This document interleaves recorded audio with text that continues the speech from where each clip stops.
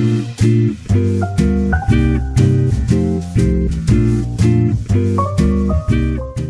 like to introduce you to the Vice President of Membership breakout session.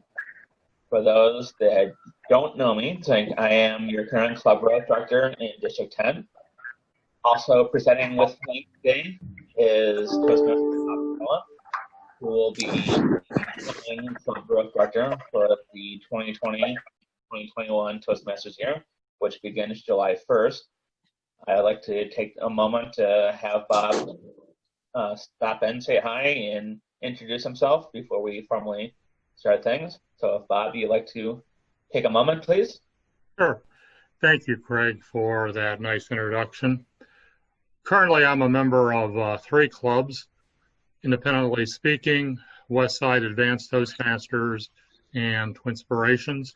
I have served in the role of Vice President of Membership in the past, and it actually was one of the more rewarding club officer roles that I have filled during the time of my tenure with Toastmasters. And I certainly look forward to discussing with you not only the role itself, but some actual practical experience that I had. I'm sure Craig will do similarly. And we look forward to a great hour together. And I'll turn it back over to Craig. Thank you so much. And one of the things I would like to mention, part of the reason that your presenters today are Bob and myself, in addition to some of Bob's great experience and some of the experience I've had also, is that being Club Growth Director in some ways is very closely related to what the notion of membership within the clubs are. It's very much in some ways the same kind of work. The focus is a little different at the kind of the higher level you go, but it's the same concept, discussing how do you help members or guests as they come in decide that it's appropriate to sign up for the club and have a good fit for their experience. And I think that's where we're going to basically start from. For those that are newer to Zoom, part of what Bob and I will be doing is we'll have some slides that we're showing to you as we're doing some conversation. I think the approach that Bob and I will be taking by and large will be offering some information in addition to having some conversation with you. The idea is to make this session as interactive as possible, because I feel, and I think Bob agrees, that the more you're asking questions and engaged in the actual delivery and having your specific questions answered and sharing experiences, the more you'll get out of it and the more successful your experience as VP of membership will be over your term within the office for the coming 6 months or a year, depending on the length of your elections. So with that, I'm going to share some slides that we have. And I'll do it right from the beginning. So if you see that, you should be able to see my screen where it's a PowerPoint presentation. And I will start slideshow from the beginning. So to confirm, if you are present for Vice President of Membership Training, you are in fact in the right place. If you discover that you intended to be in a different training for this period, there are some links, and we can help guide you to those links if you need that support. And if you put a comment in the chat box, and we'll hopefully with the moderators help get you directed to where you should be. Thank you very much. And with that, so the high-level instruction or the conversation we're going to have today is to offer some descriptions of what the Vice President of Membership role actually entails, some of the responsibilities that associate with fulfilling the idea and the concept of the role, and additionally some resources that we hope to share with you as we're going through the effort to provide information to help you succeed along the way. Please know that at any point and afterwards in this training, you will be able to contact both Bob and myself for additional information and support, as well as other members in this chat, so please be aware of that. Are there any questions before I go ahead and proceed further? Okay, thank you. Hey, I'm in the wrong. How do I get to the VP of Education room? Okay, all right. So yeah, if one of our moderators can help put the link to that one, the Zoom link for that, into the chat, that would be helpful, so I can help get everybody directed. So I believe it's VP of Education is the request specifically. So session objectives, it's like identify your role, fulfill your responsibilities, and find resources that help you. And as the dartboard effect, like we're trying to help you zero in on things that will be helpful to you in the administration of the role. And part of the concept of what we hope to offer to you is the three main points that we would have contact with members is within the club meeting, outside the club meeting, immediately after the club meeting, which sometimes that could include the executive committee meetings, which to discuss quickly the executive committee, vice president of membership is one of 7 roles within the club. So if you want to type in responses in the chat, it's like, what are the other types of roles within the club experience, within the DCP?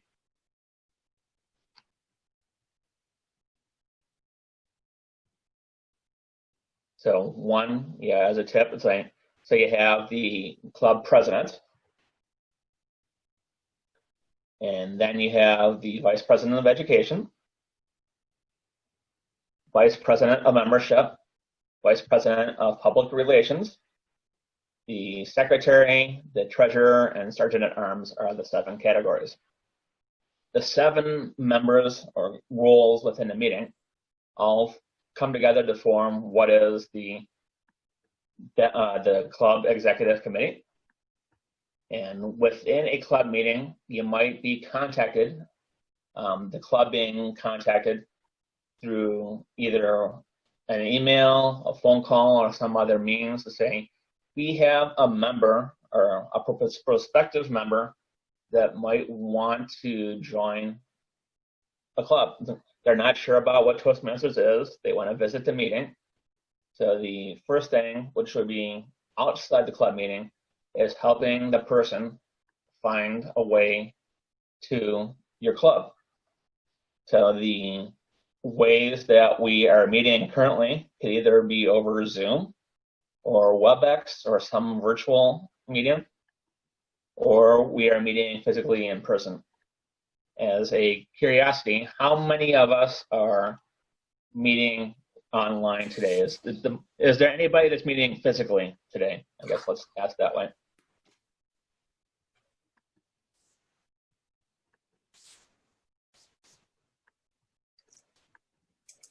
So is everybody in here? Are our clubs meeting virtually? Is that everybody in the meeting then? Okay, yeah, I see some people raising their hands, thumbs up. Excellent. So if you have somebody, how are we encouraging people to come? Is it we're asking friends individually? Are we sending out public relations on Facebook and etc.? How are we actually getting members that might want to visit our club?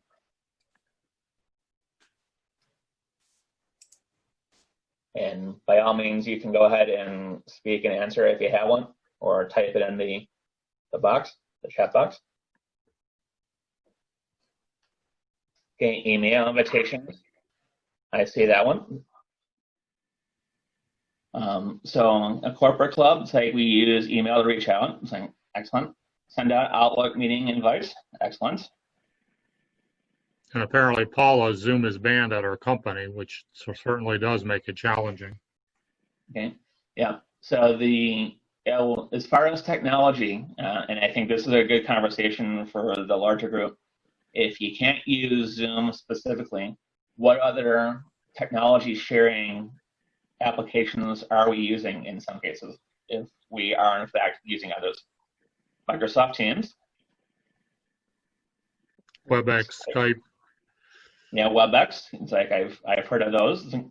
So the ability to use the approved forms of sharing technologies within your organization or your club. Certainly you want to do that. There's definitely different security considerations that come with the different types of technology that you can use. So I see that some don't have WebEx or Skype, and so as the person that just commented, I believe it was Wendy mentioned, people can use a personal device. For example, you can use, if you have a mobile phone or the smartphone, I have seen people attend meetings to that. If you have a tablet, I've seen people use that. I've seen people use their personal laptops as a third example.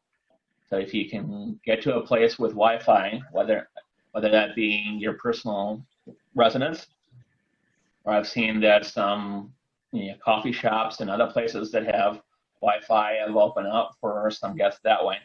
So if you can get to a place that actually offers the service, as long as you can get that wireless signal, you can do that. I've seen Google Meet as another option. So excellent. I think as far as actually conducting meetings, finding that technology is certainly one of the things that we can work on, and that's not necessarily only the membership person to be the solution to that, but certainly finding a means that is safe for your professional organization or different means of enabling the members of your club to be able to actually connect.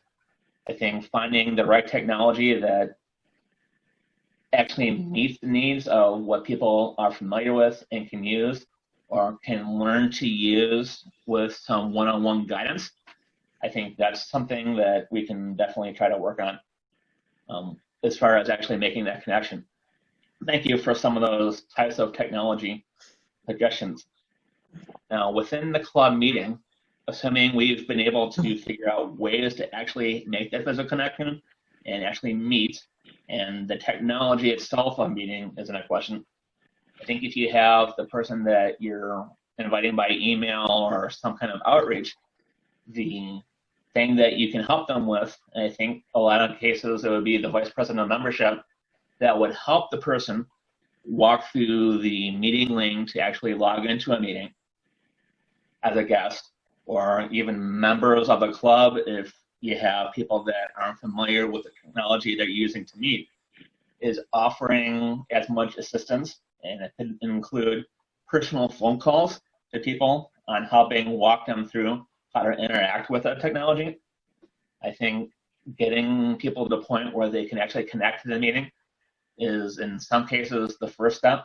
So the finding a link and being able to connect through the password and username process, the clicking a link and having it launch for your process, some of those things. Any of the hosting questions. So for example, today we have a couple of Zoom hosts with us trying to help make sure that this gathering is working in a manner that is friendly for the experience. And also we have, in this case, we're recording this event for later use and sharing. I think if you are actually able to record a session, for example, one of the things that you could do and can be used afterwards, and this is where you have a relationship possibly between your VP of membership and the public relations person, you could have an opportunity to share clips of the recorded session from a meeting and use that as a means to share with somebody that you're communicating with through email or other means to say, here's what table topics looks like. Here's an example of what an evaluation feels like, or some of the roles within a meeting. The opportunity to help somebody feel comfortable and come see what's happening, I think, is one of the things, whether that be outside the meeting before they join, or actually within the meeting to let them know that, hey, this is recorded, you can come back and look at it afterwards. It'd be a way to actually help the person feel comfortable with, yes, I want to come back and continue attending. for from what I saw in some of the responses before we got started, as we were getting started, the third option I see here is the executive committee. For those that are experienced members of having been on a club role, does somebody want to help us? And maybe you can drop it in the chat, or if you want to verbalize it, feel free to speak up. Who has actually been on an executive committee and can briefly describe an experience they've had with being on a club executive committee?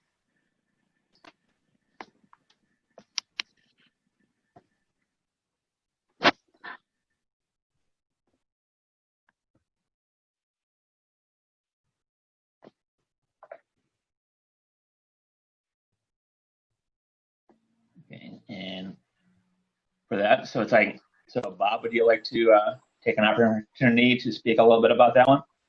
Yes. I think one of the things that's important to consider in your role as the Vice President of Membership, it's really the third position in the hierarchy on the Executive Committee. So basically, you fall underneath the President and the Vice President of Education. It's an important role because, of course, you're working to grow the club. And it's also a role that we'll be talking about a little bit earlier on that intertwines a lot with the Vice President of Public Relations in particular. So in many ways, your missions and your roles are intertwined or aligned with each other in many ways. But the Executive Committee is all pulling in the same direction. So that's something that's important to keep in mind. It's an important role. It's the lifeblood of the club. Craig? Excellent. Thing. I agree. Is there, so when you get to the, I'm going to slightly shift focus and move to the actual meeting, because that's the executive club meeting a little bit. So within the club meeting itself, there is the experience that many of us have had of, you have somebody that's making sure you have the club roles filled for the Toastmaster, a speaker, an alcoholic grammarian, timer, and so on. Those things are not, strictly speaking, the focus of what the VP of membership is working on. We would be more focused on making sure that the experience of members, as far as is there seating, is there access to the links, can they communicate, and also, is there an application for guests? Are you talking to the guests and helping them understand the role? Some of those things would be items that I would be concerned with as Vice President of Membership. For those that have been in the role of membership before, can somebody just go ahead and offer something they've done to help with that experience of making guests or members feel welcome within the context of a meeting?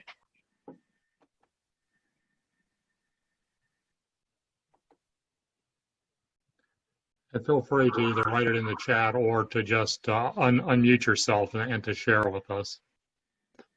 Thank you, Bob. Let's see. Pair guest up with an experienced member. Thanks, Anna. That's certainly something that's important. A lot of people don't feel comfortable when they're new to the club, and it feels good if somebody takes a special interest in them. Okay. Excellent. At our meetings, we like to welcome the guests and, of course, introduce them and perhaps try to get them involved in table topics if they're not yet too uncomfortable. And we try to pull them in. Excellent. Something I'll ask on similar notes. If you have somebody that has reached out to you by email, for example, and they say, hey, I'm interested in X, Y, and Z within a club, and maybe they're saying, hey, I just received a new position at work, and part of what it's going to involve is trying to communicate new ways of doing the job for people that are working with my team. What might you want to discuss with somebody that's presenting that way before they enter the meeting and within the meeting. And this is open to anybody that would like to respond. This is Shrikant. Yes. In our club, we talk about them. We mention their names when the president opens the meeting, and we do a round of applause. Excellent.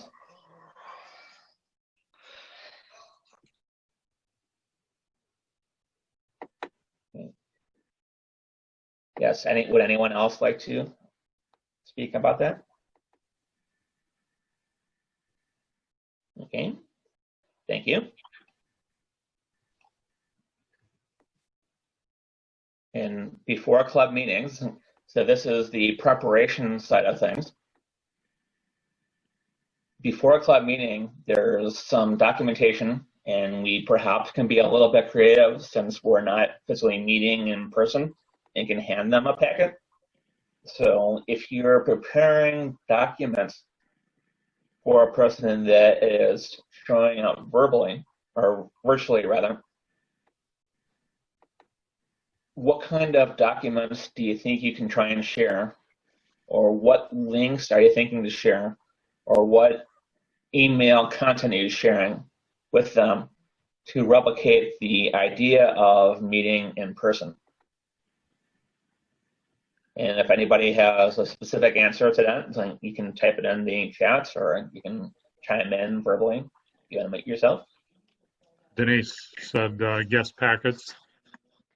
So an example could be a link to a Toastmasters magazine that's online, because those are being published online as well as in person, right? That'd be one example of something you can share with somebody. And of course, looking over at the Toastmasters website. Toastmasters. Navigator in different roles. Excellent. So pathways related. Could there be an opportunity, a packet sometimes includes, here's things for a member to read. As part of the club experience in helping the new member or new prospective member understand what's going on, or the new person to the Toastmasters experience that recently signed up, has any club had an opportunity to do some kind of testimonial, whether it be in the club meeting itself or a session that might be a little bit one-off, like on a weekend after the club meeting or something to that effect? Is it okay for us to unmute and respond to you? Yes, definitely. Okay. Recently, we had a new member, and I thought her introductory speech, Icebreaker, was amazing. So I did a shout out on Facebook, and she really appreciated it. So that's something that I would really love to continue doing for new members and even for our longstanding members, because we've got a great club. Excellent. And so what other kinds of recognition besides the shout out on Facebook have clubs try to use, whether it be in the meeting or externally? When you comment, you may also want to state your name if you're not visible. Somebody just asked who just spoke. Thank you, Bob.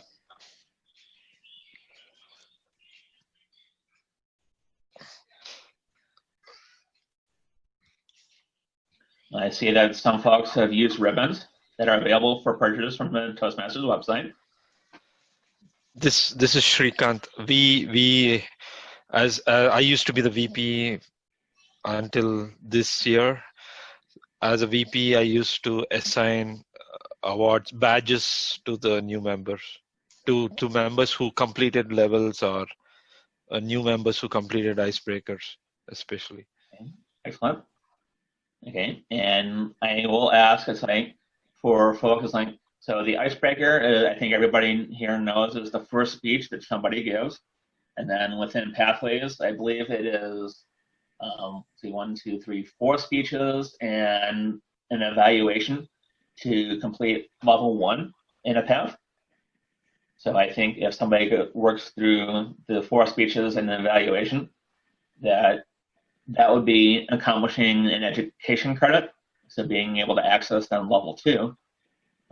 That could be something that you recognize is that, either a Facebook post, or you can do a special commemoration either at the top of a meeting to say this person in the last meeting achieved this accomplishment. I think within the meeting section itself, that recognition. I see somebody mention a best table topic award. So within a speech itself, within a meeting itself, you can vote on the best table topic. You can vote on the best prepared speech, the best evaluation. I've seen those kind of recognitions. Very good, thank you. And certainly if you have a new member that has joined, or a prospective member, you can have the guest packet. And so it's, even if it's, here's some links to a person, it could be, hey, can we talk through working on an application for somebody that has expressed interest in joining the club. I see somebody's the funniest joke too as an award. Thank you. With an application, I think at any point during a meeting or through the course of a meeting, one of the things that anybody that has come to a meeting and having the sense to at least ask, hey, can you come back to the next meeting? Would you like to sign up if they're answering affirmatively as some of the follow-up? In addition, contacting a guest who has visited, but maybe it was a couple of meetings ago, hey, we still value your presence, or a member who has not attended for a couple meetings in a row. I think we, in the virtual setting, have some of our clubs have experienced some members who have decided that until things come back to the physical setting, they would rather not attend. So something you can do is periodically keep in communication with members, whether it's every 6 weeks or every couple of months or at some period, is to say, hey, for example, something that you could have done is, hey, we're having an open house coming up. If you'd like to attend this one virtual session, which I know you've been waiting until we're meeting physically, but you can encourage them to come back to that. See table topics and evaluation ribbons. Thank you. So former members. So if you had somebody that was a member of Toastmasters, let's say a year ago or 6 months ago, and had to step away for some circumstance has changed with them, I think coming back to, hey, you might have a little bit of a different experience now in the virtual setting.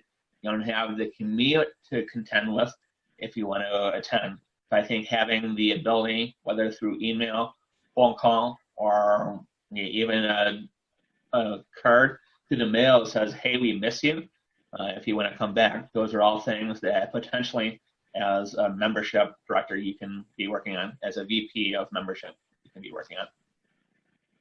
At the club meeting, I think we mentioned a little bit the greeting of all guests and members, providing the packet that you have prepared, whether it's the virtual packet or the physical packet, and then definitely answer questions that guests have within many meetings. And I guess I'll ask this, within a meeting where you have guests, do clubs have an experience with, is it typically at the top of the meeting before you start with the prepared speeches, or more towards the end of the meeting after you've gone through the evaluations with the general evaluator, that you tend to introduce guests to the larger club? And if anybody would like to just unmute themselves and speak to their experience with that, maybe it's beginning, maybe it's end, maybe it's both. Yeah, I see some folks at the beginning of the meeting in the text, in the chat box. I'd like to weigh in on that one. Sure. We always welcome the guests at the beginning of the meeting. And then at the end of the meeting, we always have a time slot for getting back to them and saying, what's your reaction? Did you like it? Was it what you expected? And just getting their feedback so that even if they're too shy to speak during the regular meeting, we still know how they felt about it, and then they usually offer whether they want to come back next week or whatever. So I think if you hit it at the very beginning and then at the end, people feel very recognized. Excellent. I like how that worked.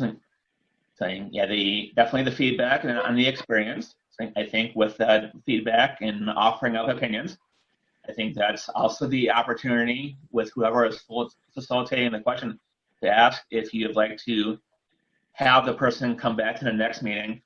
And certainly it's the opportunity to, hey, can you work with Bob, who's our VP of membership? He might have an application for you if things are going really positively with that feedback and review. I think that's the person that, either it's specifically that person or a member of the VP of membership team, because we know that upon occasions, like if I, as a VP of membership, might miss a specific meeting, it'd be great if somebody can have an opportunity to fill in some of that role afterwards. And right now, I think according to our presentation schedule, Bob, if you would like to help us understand what can happen during that transition from end the meeting to after the club meeting. Okay. So when we're the vice president of membership, and especially after the meeting, we want to take an opportunity to talk to the guest. And that's something that's important as well, too. Craig had mentioned that sometimes it might be appropriate to invite the guest to join right there and then if you have an application. But by the same token, it might even be a better idea to suggest that guests attend for a time or two, maybe even visit other clubs and then make a decision. And why would you do that? You would do that because you want to make sure the person is a fit with your club in particular. So that's something that's important too. If they also get to the point that the person actually wants to join, and occasionally you'll meet somebody that right after one meeting they say, hey, I found my home, this is the place I'd like to be. That's something that we may want to take a look at as well too, because we don't want to discourage somebody that wants to join right there and then. So we need to be a little balanced. We also need to be a little balanced from the standpoint of almost coming across as desperate. Of course we want a member. Of course we want new people to join our club.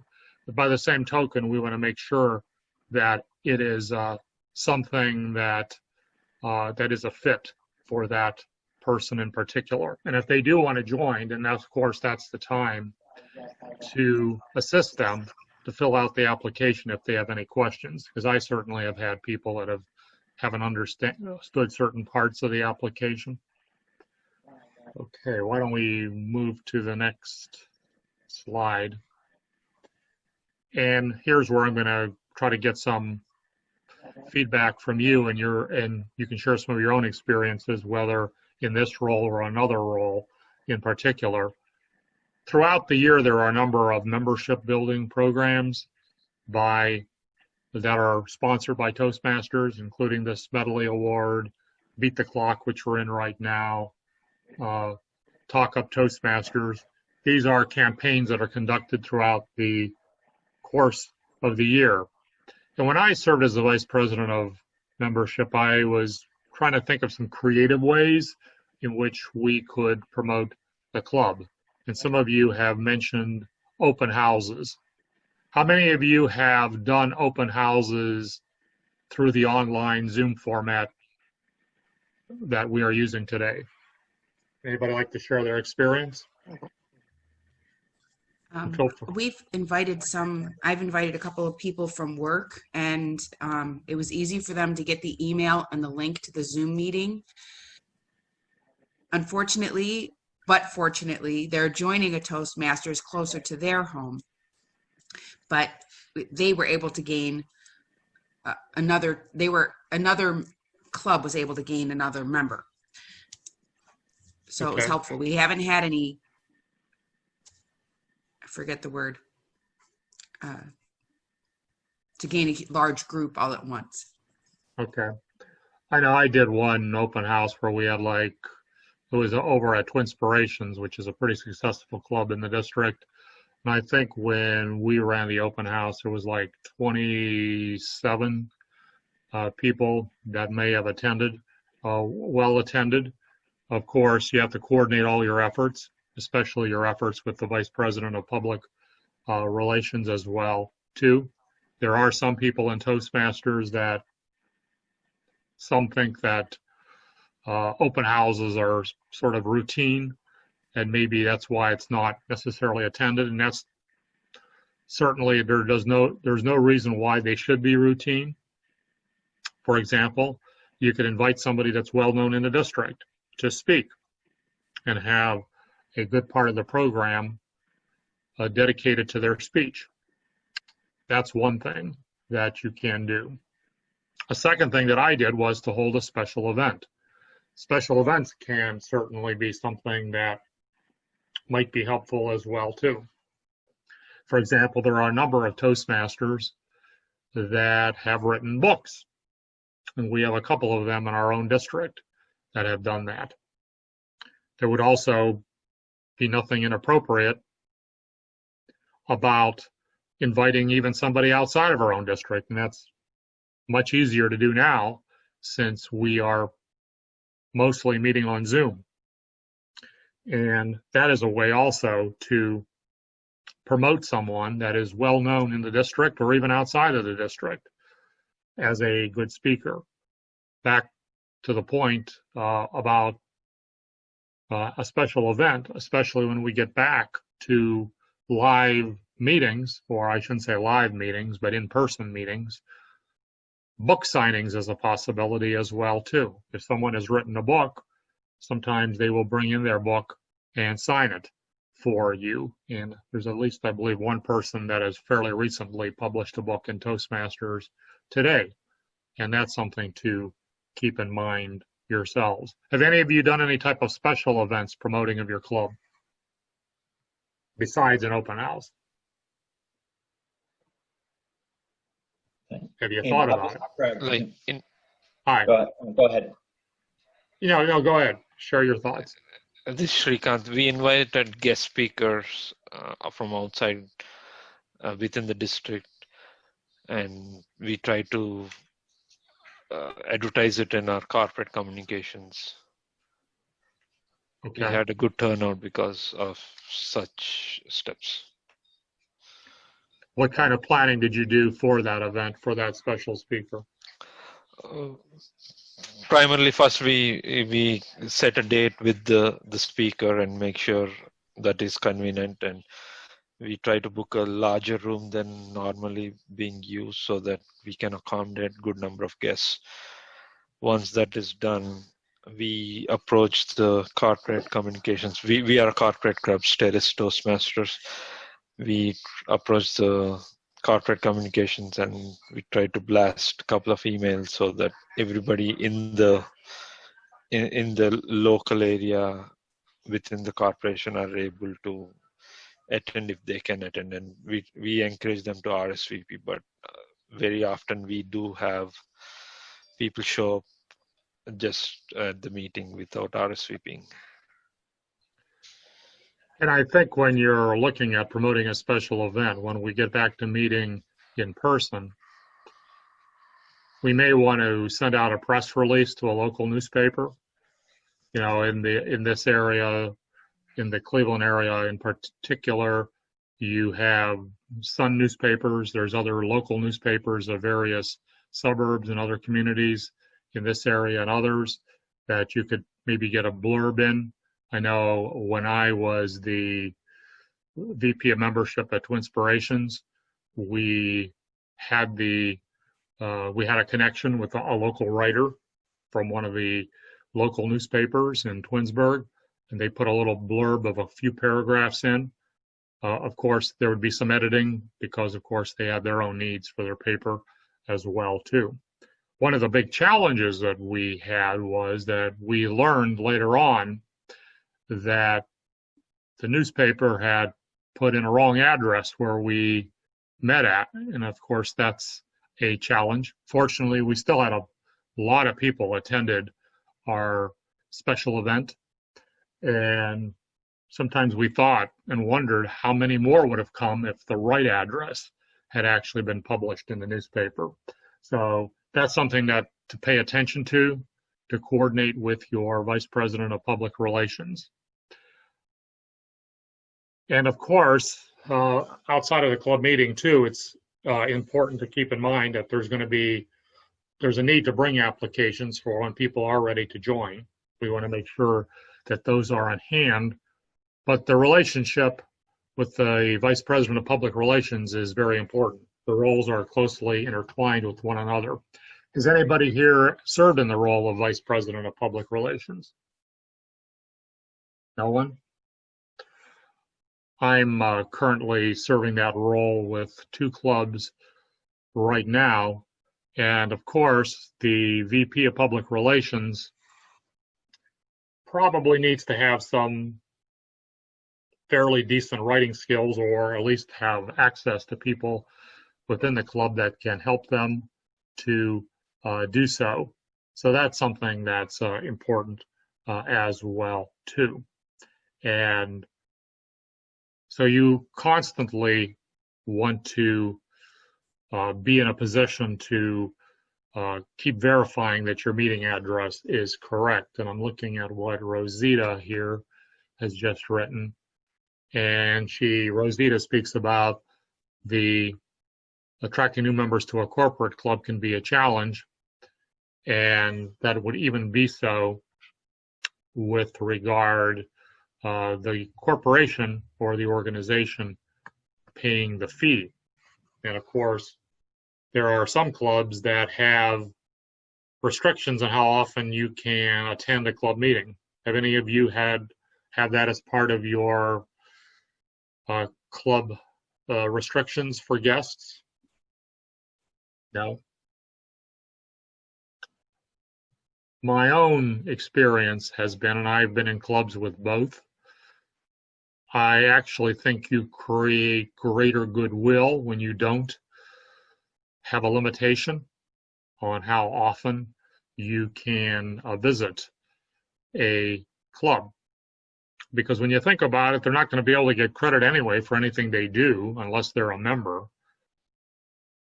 So in some ways, you have to ask yourself, what harm is there for them to come? Because sooner or later, they might actually join your club.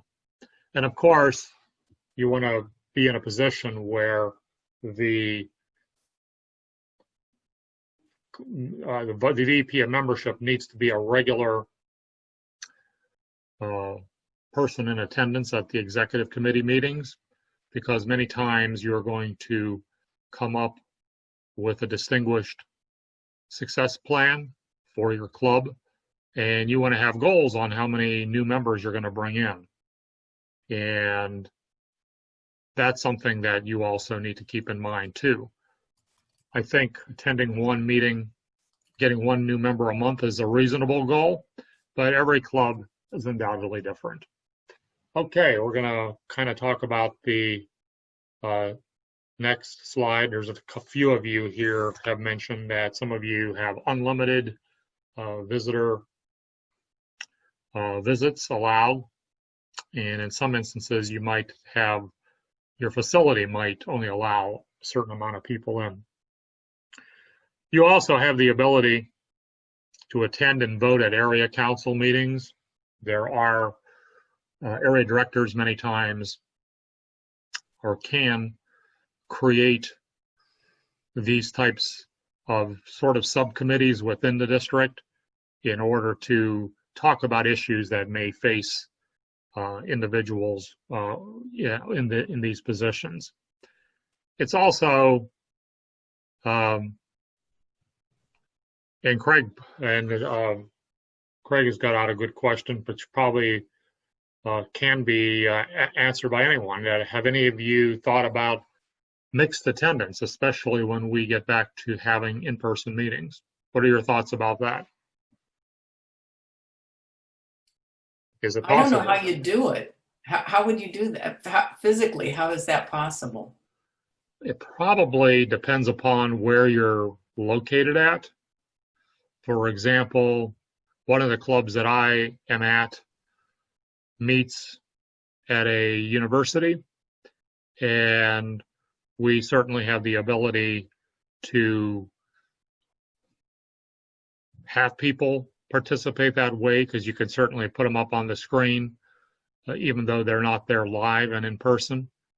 And that would probably be a challenge. I would imagine some libraries might have that capacity too. I'm not sure if all of them do. So I think there's been more and more talk of that as a possibility for the future, and Twinspirations meets over at the Cleveland Clinic in a pretty big meeting room, and they undoubtedly would also have a screen where you could have people that could attend from outside of the club as well too, and could participate as well too. So if you had that capacity, would you attend if there was a time that maybe you were traveling somewhere but couldn't physically get there, but might be able to make it if you were able to get home, or somewhere where you could be on Zoom? What are your thoughts about that?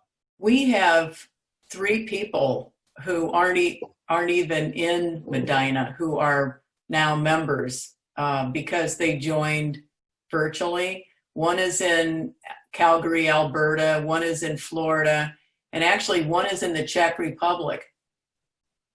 So how is that working for you, Nancy? Works great. They love it. Independently, go ahead. They were all former members who moved away and really missed Toastmasters, and have gone to Toastmaster clubs and say it's not the same, and they really miss our club. So they can, if they can sort of accommodate, they can be in our club. We've decided for as long as they want to be. And there's going to be a movement probably in that direction. The district will have more to say about it in the future, but that is something that we are certainly looking at, and certainly that's being encouraged by international as well too. So that is something that we are working on, because I think in many ways it might make it easier to be able to have club growth if in fact that is the case. It's not a bad idea to have somebody assisting you. You also could be grooming somebody that is going to be your successor as well too. And that's something that you should be planning on. Succession planning is something that we should be looking at and planning really almost from the get-go. And I know a lot of times it's only a couple of months before the officer elections that we start thinking about our successor. But in reality, I think it's important to be even thinking about that early on, maybe even within 3, 4, 5 months after you're into your role. We can move on to the next slide, Craig. And the executive committee, of course, is responsible for making sure that various club membership contests are held, and the VP of membership is going to be the person that's going to be chiefly responsible for that as well too. Usually when you have your club executive committee meetings, there's usually a monthly report on that to see how you're doing, measure up against the goals that you've set for yourself, especially at the beginning of the Toastmasters year. Many of us will be setting those goals next month when the new Toastmasters year begins, and then we need to have some criteria to measure that as well. So we are certainly encouraging you to take a various look at how that goes forward for you. Why don't we move over to our next slide? So there's always questions about how, when, who, and what. How are we going to go about fulfilling our roles? Something that's important to keep in mind is that, as our keynote speaker was talking about this morning, there's no need to dedicate your entire life to Toastmasters, even though this is a very responsible role. It's certainly a manageable role and something that everybody is capable of doing. And you may want to set some time aside during every week on how you're going to go about trying to promote membership in Toastmasters and how to go about doing that. And then there's the who. And do any of you here have assistants here in any role that you've had in Toastmasters before? And a lot of you are shaking your heads. No. You think it would have been helpful if you had somebody that would have helped you out a little. Nancy's smiling. What are your thoughts? Does it make it more manageable? So these are some things you need to think about. And then, of course, you're going to ask about the what of your responsibilities. Well, what are you going to do? Some clubs have open houses maybe quarterly. Some may have it once a year. Some may have it twice a year. Some may have special events once or twice a year. How do your clubs handle those types of events? And do you run them do you run them at the same time that some Toastmasters membership contests are going on? What are your thoughts? Are you active in the Beat the Clock or Talk Up Toastmasters or Smedley contests throughout the year? Those are terms you're going to hear about a lot. And I think the important thing to keep in mind is that you need to think out ahead of time on when these events are occurring. You also should definitely think about thinking outside the box. And that's why a lot of people, Paula mentioned that they only have 7 total members and only half can make meetings. And we're in a challenging time. We're not going to deny that. We're in a challenging time. A lot of people are anxious to get back to in-person meetings, but a lot of that is really out of our control, really. And we need to stay in touch and to keep connected, and seeing your friendly faces on Zoom is certainly a whole lot better. Than not being connected at all. So Craig asks a pretty good question about running these open houses during the Toastmaster campaigns. Any thoughts based on what you've learned up to this point, or any other experience you've had with anyone else?